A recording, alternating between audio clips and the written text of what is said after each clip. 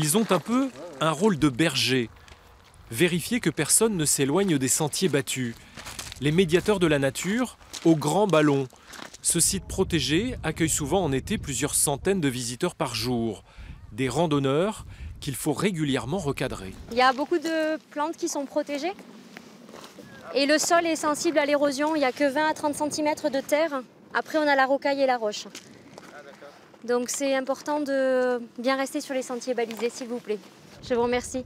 On observe beaucoup, mais on n'y pense pas quand on passe dessus. Parce que c'est pas comme un potager non plus. Enfin, là j'ai pas pensé à ça.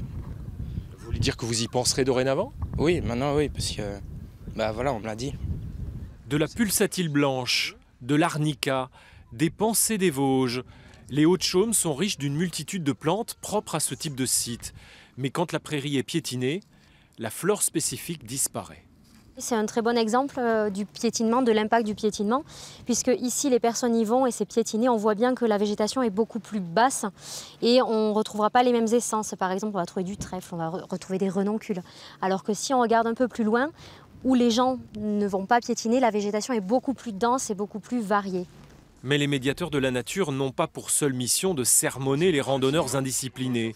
Ils proposent aussi de la sensibilisation à l'environnement. Le fait d'avoir un pelage qui va foncer va lui permettre d'attirer les plus petits rayons du soleil. Et il va pouvoir se réchauffer. On s'aperçoit qu'il y a une fréquentation de plus en plus importante. Et du fait de cette forte présence, on a une faune qui est de plus en plus impactée. Et donc l'enjeu, effectivement, est d'accompagner finalement cette fréquentation et de participer à l'accueil de ces publics en cohérence avec nos enjeux de préservation.